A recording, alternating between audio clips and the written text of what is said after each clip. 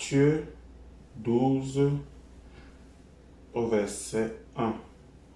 En ce temps-là, Jésus traversa des champs de blé un jour de sabbat. Ses disciples, qui avaient faim, se mirent à arracher des épis et à manger. Les pharisiens, voyant cela, lui dirent: Voici, tes disciples font ce qu'il n'est pas permis de faire pendant le sabbat. Mais Jésus leur répondit: N'avez-vous pas lu ce que fit David lorsqu'il eut faim, lui et ceux qui étaient avec lui? Comment il entra dans la maison de Dieu et mangea les pains de proposition qu'il ne lui était pas permis de manger, non plus qu'à ceux qui étaient avec lui et qui étaient réservés aux sacrificateurs seuls. Ou n'avez-vous pas lu dans la loi que les jours de sabbat, les sacrificateurs violent le sabbat dans le temple sans se rendre coupables? Or, je vous le dis, il y a ici quelque chose de plus grand que le temple.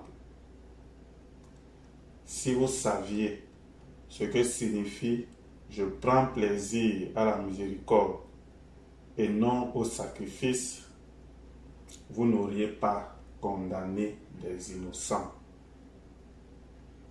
Car le Fils de l'homme est maître du sabbat. Amen. Nous avons lu la Matthieu 12, du verset 1er jusqu'au verset 8. Le contexte de cette partie de la Bible, de cette partie, concerne les épis de blé et le sabbat. Alors Jésus traversait les champs de blé un jour de sabbat, c'est-à-dire qu'un jour de repos, car le sabbat, c'était le jour de repos en Israël là-bas. Et le sabbat avait été instauré par la loi de Dieu donnée par Moïse. C'est donc Dieu qui avait mis en place ce sabbat-là. Les gens devaient se reposer, ne devaient pas faire les œuvres serviles, ne devaient rien faire comme travail. Alors, en ce temps-là, Jésus traversait dans les champs de blé un jour de sabbat. Et ses disciples avaient faim. Et il s'est mis à arracher les épis dans le champ, les épis de blé, et à les manger. Alors les pharisiens, qui étaient contre Jésus bien entendu, voyant cela, lui dirent: Voici tes disciples font ce qui n'est pas permis de faire pendant un jour de sabbat. Mais Jésus leur retorque en disant: N'avez-vous pas lu ce que fit David et ses gens lorsqu'il entra dans la maison de Dieu, c'est-à-dire dans le temple, et qu'il mangea les pains de proposition, lui et ses gens, des pains qu'il n'était permis qu'aux sacrificateurs de manger. Il n'était pas permis à une autre personne, autre que sacrificateur, de manger ces pains de proposition. Mais David, lorsqu'il eut faim, pendant qu'il fuyait Saoul, qui était le roi qui le poursuivait pour le faire mourir, alors David, dans sa fuite, un jour, il eut faim et il entra dans le temple, dans la maison de Dieu, et il prit les pains de proposition, il s'empara des pains de proposition qu'il demanda au sacrificateur. Il les prit, il les mangea lui et ses gens, alors qu'il n'est pas permis à quelqu'un qui n'est pas sacrificateur d'en manger. Alors Jésus les rappelle ça. Il leur dit: que n'avez-vous pas lu ce que David a fait? Ou alors, n'avez-vous pas lu dans votre loi, dans la loi, que les sacrificateurs, le jour du sabbat, ils violent le sabbat sans se rendre coupable? Parce que le jour du sabbat, effectivement, c'est un jour où personne ne devait travailler, personne ne devait faire une œuvre servile. Mais les sacrificateurs travaillaient le jour du sabbat, puisqu'ils devaient faire le sacrifice. Il était permis qu'ils vont le faire quand même un jour de sabbat. sans se rendre coupable. Alors que le sabbat, c'est le repos, tout le monde doit se reposer, personne ne doit rien faire. Jésus leur rappelle ça. Vous n'avez-vous pas lu aussi ça dans la loi, que les sacrificateurs travaillent le jour du sabbat, mais sans se rendre coupables. Ce dont je voudrais parler ce soir, c'est la sainteté. La sainteté. C'est quoi la sainteté? Parce que cette partie de la Bible, Jésus nous dit ce que c'est que la sainteté d'après Dieu. Parce que la sainteté, ce concept-là, chaque organisation religieuse définit la sainteté à sa manière. C'est quoi un homme saint? Chaque organisation religieuse définit. Les catholiques, par exemple, il faut être mort depuis, je crois, 3 ans, si je ne me trompe pas. Mais de toutes les manières, il faut être mort depuis un certain nombre d'années. Il faut avoir fait, je crois, au moins un miracle. Quelque chose comme ça. Si ce n'est pas un, c'est deux. Mais de toutes les manières, il faut être mort depuis un certain nombre d'années. Il faut avoir fait un certain nombre de miracles pour qu'on puisse te déclarer saint. Je pense qu'ils appellent ça canoniser, quelque chose comme ça. Ils déclarent les gens saints après leur mort. C'est leur concept de leur organisation religieuse appelée le catholicisme. D'autres organisations religieuses, par exemple chez les bouddhistes, il y a un certain nombre de rites que la personne va pouvoir faire, se priver d'un certain nombre de choses. Il ne doit pas manger un certain nombre de choses, il ne doit pas manger la viande, il ne doit pas faire un certain nombre de choses. Et en faisant ça, en n'agressant pas la nature, en ne mangeant pas la viande, en ne mangeant pas un certain nombre de choses, en prenant une attitude dans le corps, alors il est sain. Chez les bouddhistes, comme par exemple. Peu près ici chez nos frères brahmanistes, par exemple, c'est l'aspect physique. Il faut, si c'est une femme, elle doit être naturelle. Il faut que la robe soit longue jusqu'à toucher les talons. Il ne faut pas qu'elle ait fait un quelconque maquillage sur son figure ou bien sur son corps, ainsi de suite. Il faut qu'elle soit le plus naturelle possible. Et pour eux, si une femme, une sœur comme ça, elle est sainte. D'après eux. C'est la définition de leur organisation religieuse. Chaque organisation religieuse a sa définition. Mais ce qui nous intéresse ce soir, c'est la définition de Dieu. Qu'est-ce que Dieu dit de la sainteté? Qui est-ce qui est saint aux yeux de Dieu? C'est ça. La première chose, c'est que, dont on se rend compte, c'est que personne n'est saint. En réalité, dans le corps. Au niveau du corps, personne n'est saint. Parce qu'au niveau du corps, tout le monde pêche. Nous pêchons tous, d'une façon ou d'une autre, dans le corps. Ce qui montre déjà que toutes les définitions que ces gens-là, ces organisations religieuses-là, qui se réclament pourtant du christianisme, mais inventent leur propre doctrine, tout ce qu'ils disent, ce n'est pas ce que Dieu dit. Ce que Dieu dit, c'est ce que Jésus a dit.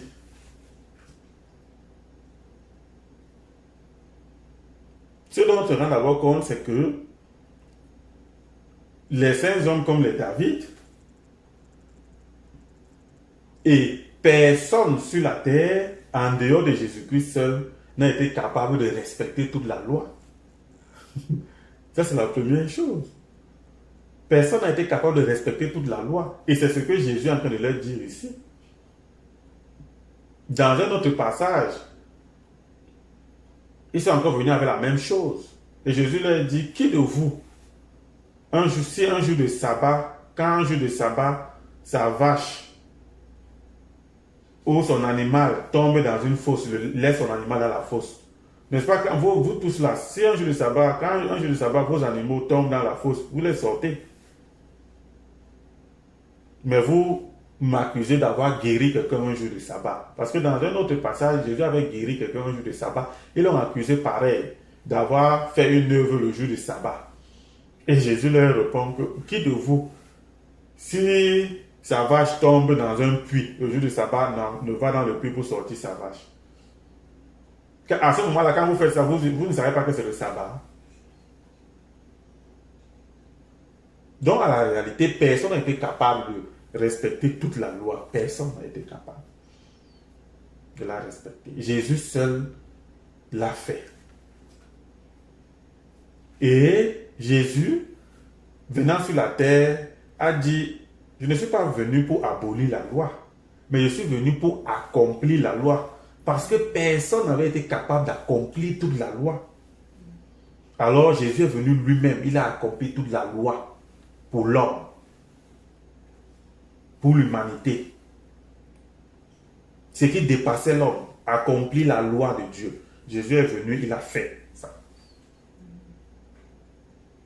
Mais ce qui est important, c'est de comprendre que Jésus ayant constaté qu'aucun humain, aucun être humain n'a été capable de respecter la loi. Qu'est-ce qu'il a fait?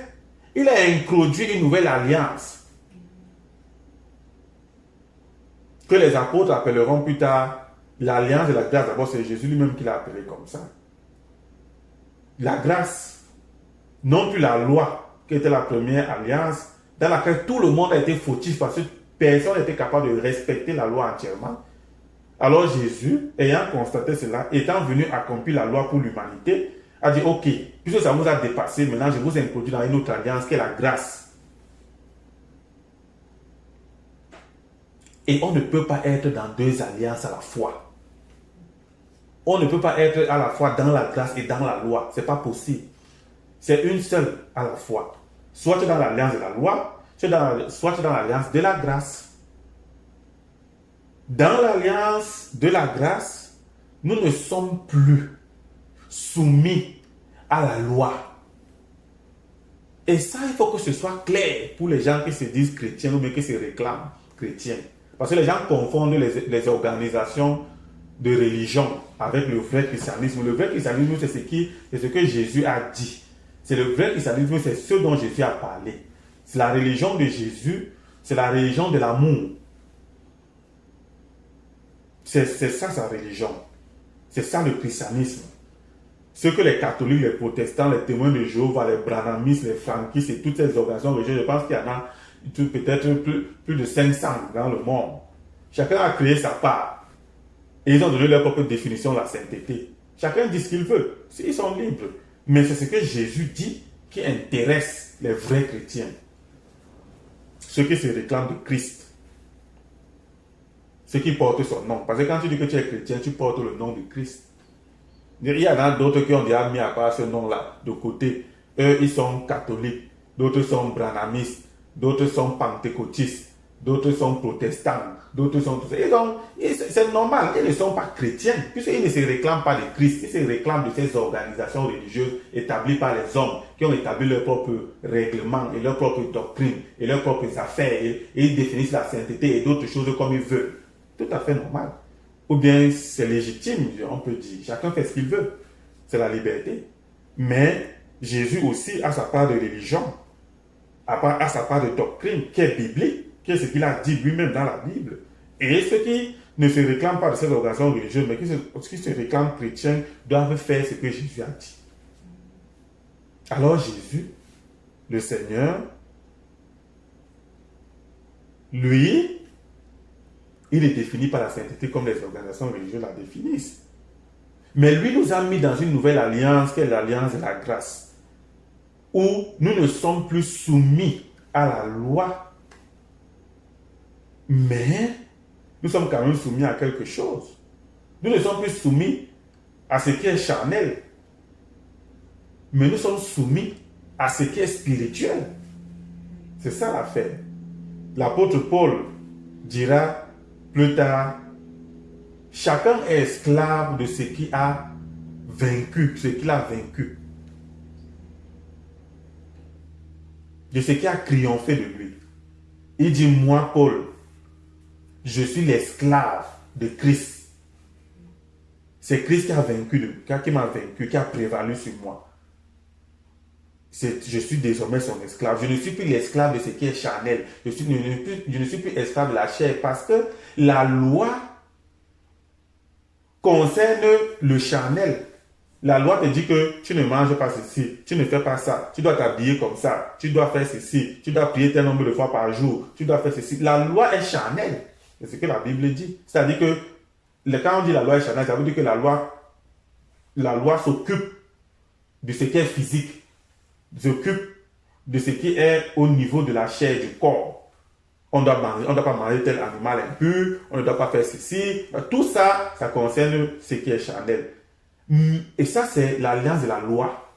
Mais dans l'alliance de la grâce, nous ne sommes plus soumis à ce qui est charnel, monsieur. Nous sommes soumis à ce qui est spirituel, c'est-à-dire à l'Esprit de Dieu. Car c'est lui qui a triomphé de nous.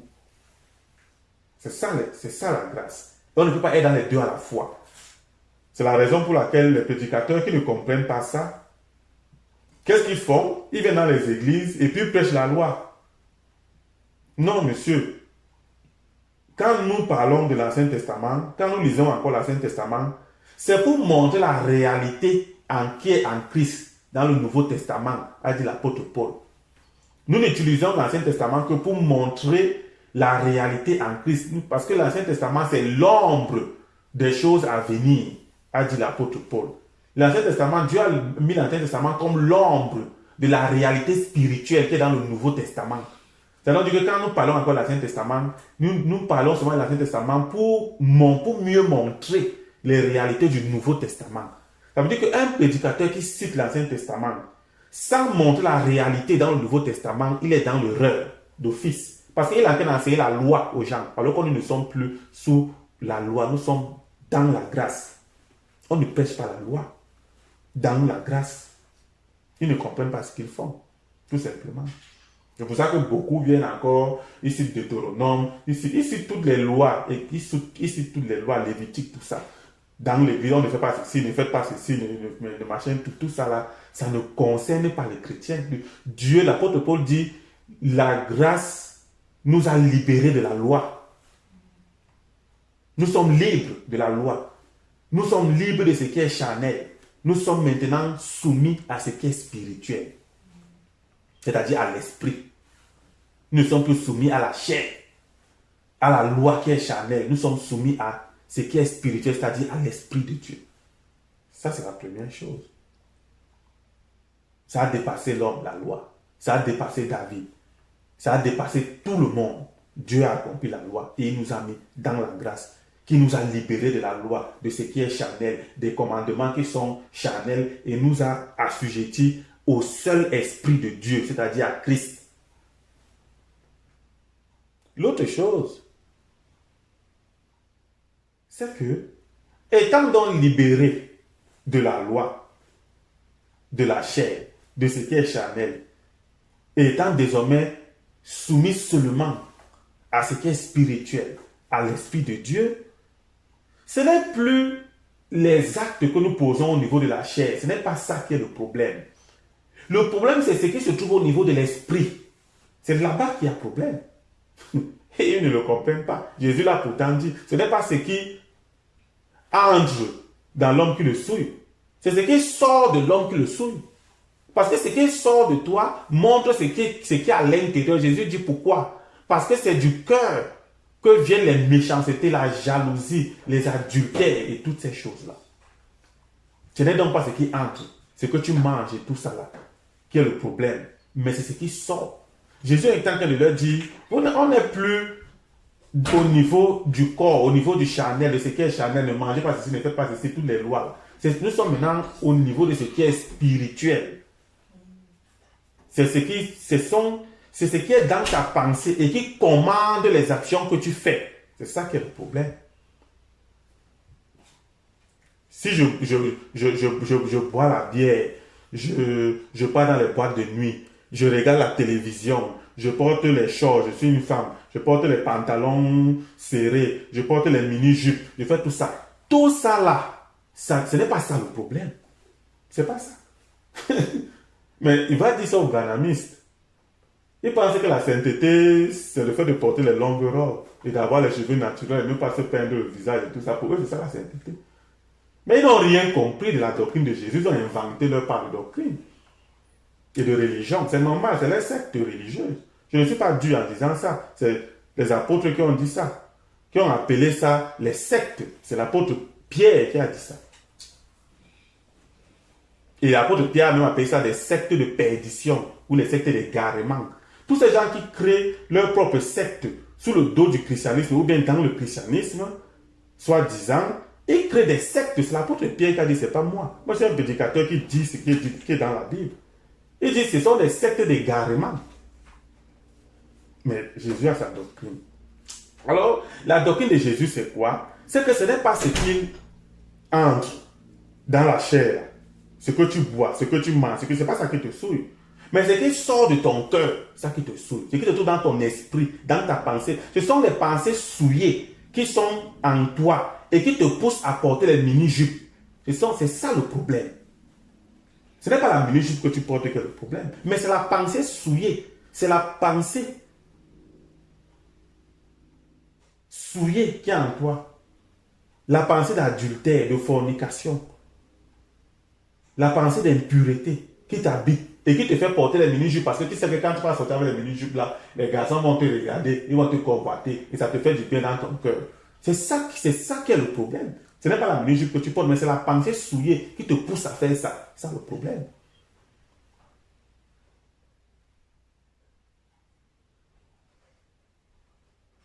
Toutes ces choses-là, c'est pas ça le problème. Si tu bois la bière ou l'alcool ou n'importe quoi, ça ne te fait absolument rien. Il y en a qui ont créé leur propre religion pour dire aux gens que ne buvez pas, si vous buvez là en enfer. Jésus n'a jamais enseigné comme ça. La preuve, c'est que Jésus a changé l'eau en vin. Si le vin était du diable, Jésus ne pouvait pas changer l'eau en vin pour donner aux gens. Et là, ils inventent leur propre doctrine, leur propre religion. Ça n'a rien à voir avec ce que Jésus a enseigné. Monsieur, boire le vin ne me fait absolument rien. Si quelqu'un boit le vin, ça ne lui fait rien. Le problème, c'est la pensée impure qui est en toi. C'est la pensée d'impudicité qui est en toi. C'est le fait que la chair domine sur toi. Et c'est ça qui te pousse à boire. Tu ne peux pas te retenir. Il faut que tu boives absolument. Et quand tu commences à boire, tu ne t'arrêtes même pas. C'est ça le véritable problème. Ça a triomphé de toi. C'est ça. Voilà la doctrine de Jésus. Si tu mets la télévision dans ta maison, comme ça, puis il y a certaines religions que si quelqu'un entre chez toi et voit la télévision chez toi, il va dire que tu es Satan. Ça n'existe nulle part dans la doctrine de Jésus. Ils ne comprennent pas ce que c'est que la sanctification, ils ne comprennent rien. La télévision ne fait absolument rien. L'ordinateur ne me fait rien. Tous ces gens ne me font rien. Le problème, c'est la pensée impure qui est en moi. La pensée d'impudicité qui est dans mon esprit.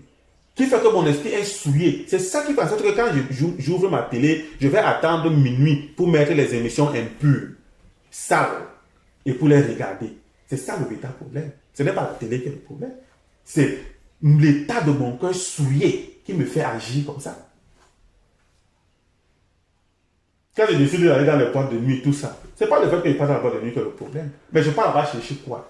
C'est parce qu'en moi, il y a des pensées souillées. Je sais que quand je vais aller dans les boîtes de nuit là-bas, je vais trouver des prostituées mal habillées. Et comme je veux les regarder, les convoiter, comme ces choses méchantes sont pleines dans mon cœur, c'est ça qui me fait aller dans la boîte de nuit. Ce n'est pas le fait que je parte dans la boîte de nuit qui est le problème, mais c'est la pensée qui est dans mon cœur, qui est mauvaise, qui me fait agir comme ça. C'est cette pensée qui est mauvaise, c'est elle le problème. C'est ça la véritable affaire. Mais aujourd'hui, qui comprend ça? Qui le comprend? Donc, si aujourd'hui, ceux qui se disent chrétiens, ils doivent comprendre ce que c'est que la sainteté, ce que c'est que la sanctification telle que Jésus l'a définie. Plus loin, Jésus dira, il est en train de parler comme ça de quelqu'un qui a violé la loi. Il dit que David est entré dans le temple, il a mangé les pains de proposition qui n'étaient pas permis à quelqu'un qui n'est pas sacrificateur d'en manger. Et non seulement David a mangé, il a fait manger ces gens qui étaient avec lui. Et le Seigneur dit ça, après il dit, en s'adressant aux pharisiens, il a dit, et après il rappelle aussi ce que les sacrificateurs font en servant le jour de sabbat. Ils violent le sabbat, dit-il. Mais le Seigneur dit, en répondant aux pharisiens, il dit, oh, je vous le dis, il y a ici quelque chose de plus grand que le temps. Si vous saviez ce que signifie « je prends plaisir à la miséricorde » et non au sacrifice, vous n'auriez pas condamner des innocents. Vous vous rendez compte? Jésus dit que ces gens sont innocents. Il dit que David est innocent avec ces gens qui sont innocents. Malgré qu'ils sont entrés dans le temple, ils ont mangé ce qui ne leur était pas permis de manger. Jésus dit qu'ils sont innocents. Pourquoi il dit qu'ils sont innocents? Parce que en leur faisant, ils ont pourtant violé la loi. Mais Jésus dit qu'ils sont innocents. Pourquoi? Parce qu'ils n'avaient pas de mauvaises pensées, des pensées impures en faisant ça. Ils n'ont pas été guidés par des pensées de mépris en ce qui concerne la chose de Dieu. Non. Car dans cette histoire, David fuyait Saoul. Et David avait faim quand il était dans le désert avec ses gens en fuyant Saoul. Or, David était celui que Dieu avait choisi pour remplacer Saoul comme roi. Et la Bible dit que c'est sur David que l'onction de Dieu était pour remplacer Saoul comme roi. Et Saoul le pourchassait pour le tuer. David s'est donc retrouvé dans le désert à fuir Saoul. Donc David était en difficulté comme ça à cause des choses de Dieu. C'était à cause de l'onction de Dieu sur lui que Saoul le pourchassait pour le tuer. David se retrouve dans le désert, il n'y a pas de nourriture, il n'y a rien. David passe des jours avec ses gens affamés. C'est comme ça que David, c'est la famine qui fait entrer David dans cette histoire dans l'Ancien Testament. David a tellement faim, c'est la famine, il a fait des jours sans manger. C'est la famine qui le fait entrer dans le temple. Et il dit au sacrificateur que donne-moi le pain, j'ai faim. Ça fait des jours que je n'ai pas mangé. C'est comme ça que David mange les pains de proposition qui étaient pourtant réservés aux sacrificateurs. David n'était pas animé par un esprit de mépris envers la chose de Dieu. Si David avait pris ce pain-là par mépris de la loi, alors que la loi disait de ne pas le prendre, si David l'avait fait, Dieu le frappait. Mais comme David, c'était la famine, quand un homme a faim, il peut faire n'importe quoi. David avait faim après avoir passé des jours sans manger. Alors David les mange, pas parce qu'il méprisait la chose de Dieu, mais à cause de la famine. Et Dieu dit Dieu l'a rendu innocent. Dieu dit qu'il est innocent, il avait faim. Ah oui, c'est ça l'amour. Si c'était les hommes, ils devaient condamner. Mais Dieu dit il est innocent, il avait faim. Même s'il a brisé la loi, c'est parce qu'il avait faim. Il avait faim. Il ne pouvait pas faire autrement. Il avait faim. Il est innocent. Mais qui peut faire ça aujourd'hui? Les hommes sont tellement méchants que pour eux, et c'est pour ça que Jésus leur dit, si vous saviez ce que signifie je prends plaisir à la miséricorde et non au sacrifice, vous n'auriez pas condamné des innocents. C'est ça. Donc c'est la pensée qui te pousse à faire quelque chose de mauvais. Ce n'est pas la chose que tu fais qui est tellement le problème, mais c'est la pensée. Abraham a menti en ce qui concernait sa femme. N'est-ce pas? Tout le monde le sait, tous les lecteurs de la Bible savent que quand Abraham s'est retrouvé chez un roi étranger, à cause de Dieu, tout ça toujours à cause de Dieu, car c'est Dieu qui lui avait dit que quitte ton pays et va dans un pays que je te montrerai. Abraham se retrouve comme ça, pèlerin et voyageur, à cause de Dieu. Il se retrouve dans un pays étranger. Le roi de ce pays-là convoite sa femme et décide de la prendre. Abraham ne ment pas parce qu'il méprise Dieu. Abraham ment parce qu'il a peur pour sa vie. Il sait que si le roi sait que c'est sa femme, le roi risque de le tuer pour prendre sa femme. Car le roi a déjà convoité sa femme et veut la prendre. Abraham, pour sauver sa vie, il dit au roi que non, c'est ma soeur. Abraham avait pourtant menti, c'était sa femme. Malgré que la Bible dit qu'il y avait quand même une certaine parenté entre eux, mais Sarah était la femme d'Abraham. Et Abraham a menti sciemment pour sauver sa peau. Mais Dieu ne l'a pas condamné. Au contraire, la Bible dit que la nuit, Dieu est venu en vision dire à ce roi que la femme que tu veux prendre là, c'est la femme de mon serviteur. Remets-lui sa femme vite. Et qu'il prie pour toi. Parce qu'il ne prie pas pour toi, tu vas mourir. Dieu allait menacer le roi. Quand le roi se lève le matin, il envoie ses gens que allez m'appeler ce monsieur-là. On va appeler Abraham, on l'amène. Il dit à Abraham que tu veux me tuer, pourquoi? Tu m'as dit que c'est ta soeur, non? Alors que c'est ta femme. Ton Dieu est venu la nuit, me dit que c'est ta femme et que si je ne te remets pas vite ta femme et que tu pries pour moi, je vais mourir. il faut que tu pries pour moi. Vous voyez? Les hommes ne savent pas ce que c'est que la justice de Dieu. Abraham avait menti, mais Dieu a fait d'Abraham innocent jusqu'à aller menacer l'autre. Pourquoi? Parce qu'Abraham n'a pas eu des mauvaises pensées impures de mépriser Dieu, de mentir, de faire ce qui est mal. Non. Il a fait ça parce qu'il s'est retrouvé coincé et pour sauver sa vie, il a fait ça. Ce n'est pas l'acte que tu poses qui te rend impur. Ce sont les pensées impures qui te poussent à poser un acte. C'est ça que Dieu condamne. Nous ne sommes plus sous la loi. Nous ne sommes pas sous la loi. Ceux qui étaient même d'ailleurs sous la loi, là, Dieu les a justifiés, malgré qu'ils avaient fait ces choses-là. David mange les pains qui ne lui sont pas permis, Dieu le justifie. Abraham mange, Dieu le justifie. Pourquoi? Parce qu'ils n'étaient pas animés par des mauvaises pensées. Ils étaient animés par des pensées de sauver leur vie. Ils étaient comme concrets. Ils n'avaient eu aucune mauvaise pensée pour poser ces actes. Donc, ce sont les pensées impures qui sont le problème. C'est pour ça que Jésus dit que nettoyez premièrement l'intérieur du plat. D'abord l'intérieur. Et l'extérieur aussi sera net. Le problème, ce n'est pas l'extérieur. Le problème, ce n'est pas le pantalon que tu portes, ma soeur. Le problème, ce n'est pas quand tu pars dans la boîte de nuit. Le problème, ce n'est pas la mini-jupe. Le problème, ce n'est pas les émissions impures que tu regardes à la télé. Le problème, ce n'est pas les mauvais films que tu regardes dans ta machine ou dans ton téléphone. Toutes ces vidéos sales que tu regardes dans ton téléphone. Ce n'est pas ça le problème. Le problème, c'est que il y a en toi, dans ton cœur, il y a les pensées d'impudicité. C'est ça qui te fait agir comme ça. Et ce sont ces pensées-là qui sont le problème. Nettoie d'abord ton cœur. Tu vas voir que tu ne vas plus faire ça. L'extérieur aussi sera net. C'est ça le véritable problème. Arrêtez de juger les gens sur la base de ce que vous voyez à l'extérieur. Vous n'en savez absolument rien. C'est Dieu qui connaît l'état du cœur. Tant que le cœur de la personne est pur, tant qu'il ne fait pas ça, à cause poussé par des mauvaises pensées. Tant qu'il n'est pas en train de pécher contre l'esprit. Et c'est par là qu'on va finir tantôt. Il n'a pas péché. Dieu va le justifier parce qu'il n'a eu aucune mauvaise pensée de faire ce qui est mauvais. Le savez-vous, Dieu nous pardonne nos péchés. La Bible dit que il est bon pour nous pardonner nos péchés. Dieu nous pardonne nos péchés.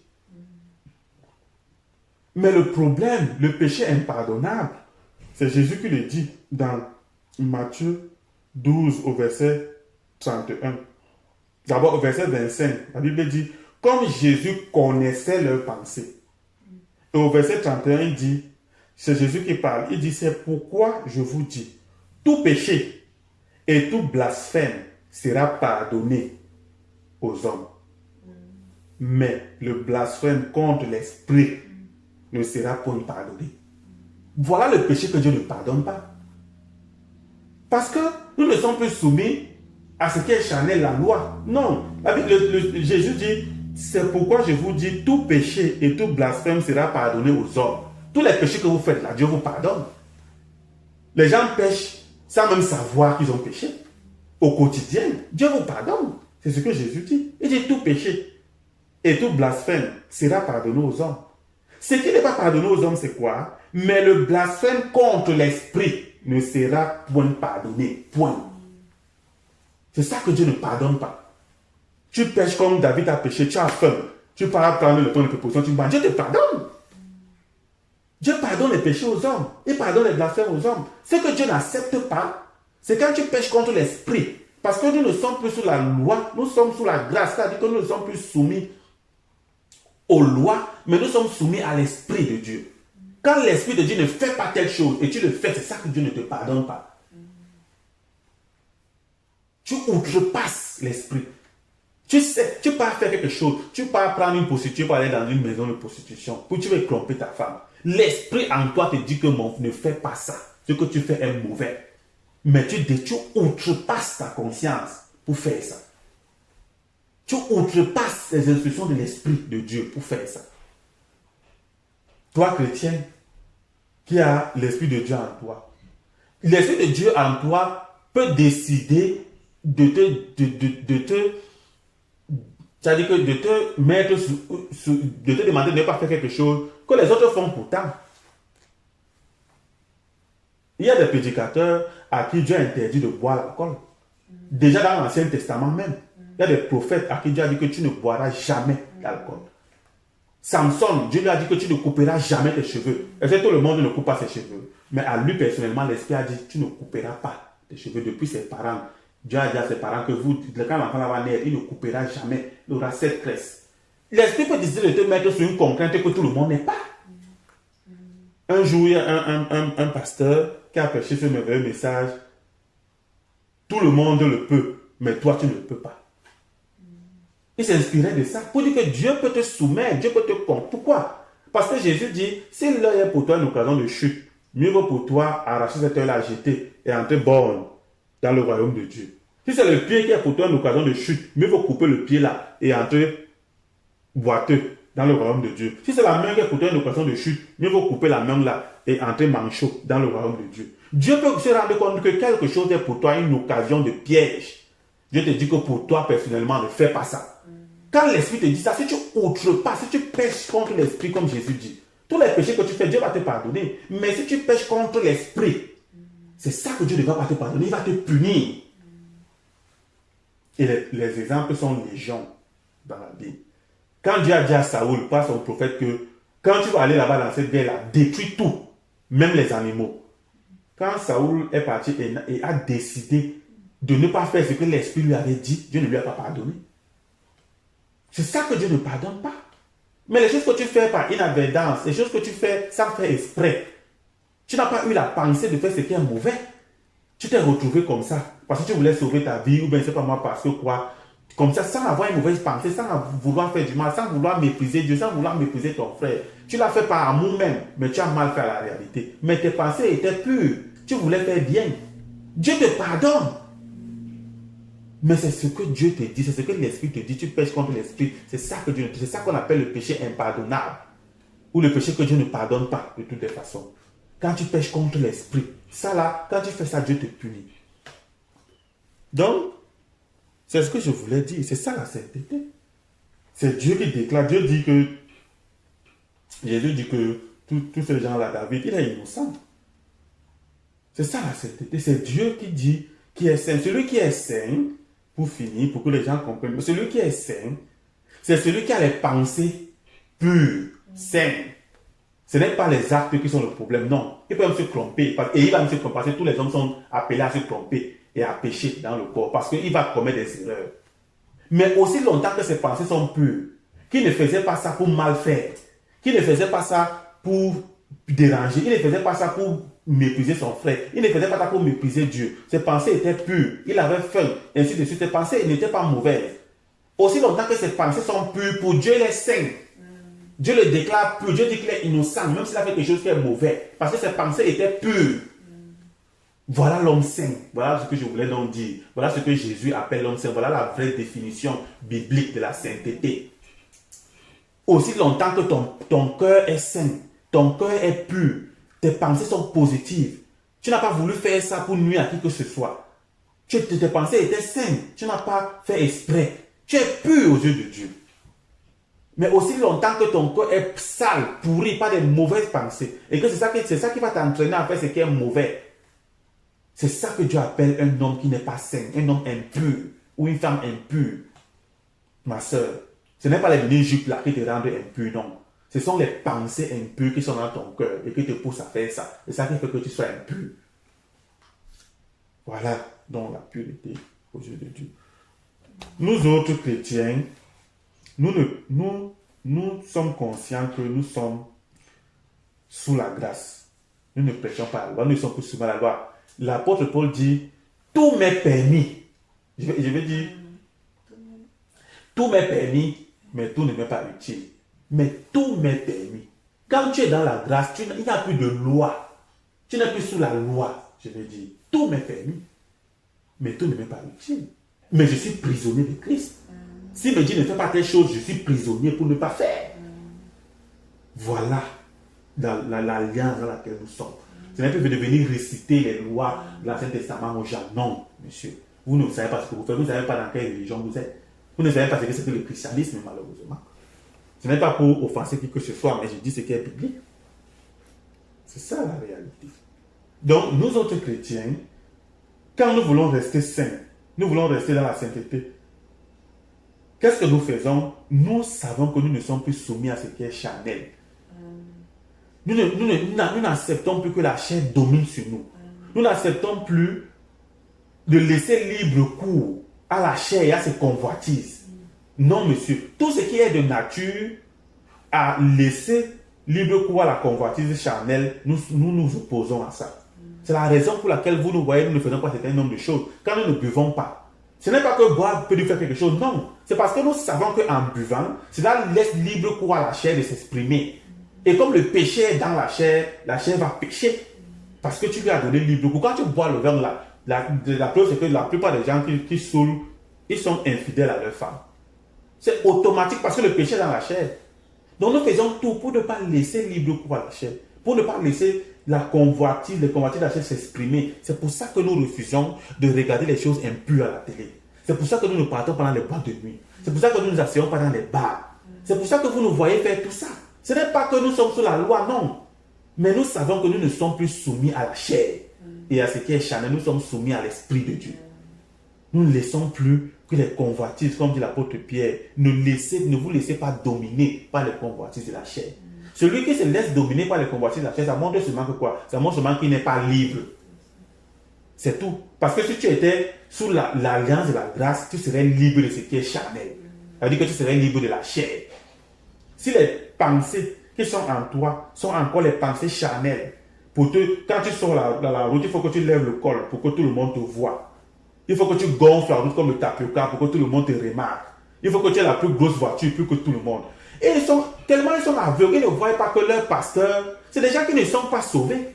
Quand tu as un pasteur, soi-disant, qui dit à son église que personne ne doit avoir une voiture qui dépasse la sienne. Mais quelles sont les pensées qui lui font agir comme ça? C'est des pensées charnelles. C'est parce qu'il faut qu'il soit plus grand que tous les autres. Il faut qu'il se fasse voir. C'est ce que la Bible appelle, l'apôtre Pierre appelle la vaine manière de vivre. L'apôtre Pierre dit, Jésus, le Christ, nous a libérés de la vaine manière de vivre que nous avons hérité de nos parents. Toute la convoitise, l'orgueil, la domination, toutes ces choses que tu as héritées de tes parents, quand ça domine encore sur toi, tu as beau faire les miracles, mon frère pasteur. Tu as beau porter les plus grosses vestes, prêcher l'argent et la prospérité dans l'église. Ce qui sort de ton cœur montre ce que tu es. Il faut que tu aies les plus gros avions. Il faut que tu aies la plus grosse voiture que tout le monde dans ton église et dans le pays. Tu ne parles que d'argent matin, midi, soir. Dans l'église, soit disant c'est la Bible qui parle de l'argent. Monsieur, c'est parce que tu aimes l'argent. C'est ton cœur qui aime l'argent. C'est ce qui sort de ton cœur là. C'est ça qui montre ce que tu es. Tu n'es pas libre, tu n'es pas sauvé, monsieur. Tu n'es jamais libre, tu n'es pas dans l'alliance de la grâce. Si tu es dans l'alliance de la grâce, tu aurais été libéré de ce qui est charnel, de la chair, de les convoitises de la chair. C'est encore plein en toi, tu n'es pas libre, tu n'es pas sauvé. Tu trompes les gens. Le centre du christianisme, ce n'est pas le miracle. Le centre du christianisme, c'est le cœur de l'homme. C'est ça le centre du christianisme. Le centre du christianisme, c'est Christ qui doit habiter le cœur de l'homme, qui doit désormais assujettir l'homme, soumettre l'homme à sa pensée. L'homme doit être guidé par les pensées d'amour dans tout ce qu'il fait. Si les hommes de ce monde, si tout le monde était guidé par les pensées d'amour dans tous les actes qu'il pose, c'est qu'il n'y a pas de guerre dans le monde. Si tout le monde, quand il pose n'importe quel acte, il est guidé par les pensées d'amour, il n'y aurait aucune guerre. Si les femmes savaient que quand je m'habille mal et que je laisse ma nudité transparaître, Jésus a dit, si un homme regarde une femme pour la convoiter, il a déjà commis adultère avec elle. C'est Jésus qui l'a dit. Donc, si une femme est consciente de ça et se dit, quand je m'habille mal et que je sors là, mon frère ou ma soeur ou je ne sais pas moi qui, quelqu'un qui va me voir, qui va me convoiter, il va commettre un péché. Mais comme je suis plein d'amour pour lui dans mon cœur, je l'aime. Je ne veux pas qu'il pêche inutilement. Même si moi, ça ne me dit rien de porter la mini jupe. Mais comme je suis guidé par l'amour et que je sais que s'il me regarde et qu'il me convoite, il a péché. Et comme je l'aime, je ne veux pas le voir aller en enfer, alors je m'habille bien pour lui. C'est pour lui que je le fais. Si je ne porte la mini jupe, ça peut... Si mon cœur ne me condamne pas nullement, Si je porte ma jupe, ça ne me condamne pas. Je suis libre. L'apôtre Paul dit tout m'est permis, mais tout ne m'est pas utile. Mais tout m'est permis. Je suis libre de le faire.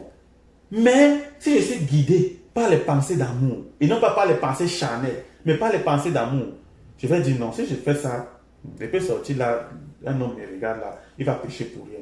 Je préfère le préserver, je m'habille bien, pour qu'il ne soit pas obligé à le faire. C'est ça, je le fais pour lui. C'est par amour que je fais ça. C'est tout. Je peux être comme ça, je peux passer la route, je fais quelque chose que pour moi, ça me dit absolument, si je le fais, ça ne va rien me faire. Mais je me dis, mon frère, qui n'est pas encore familier à la foi, s'il me voit faire ça, lui il peut mal comprendre.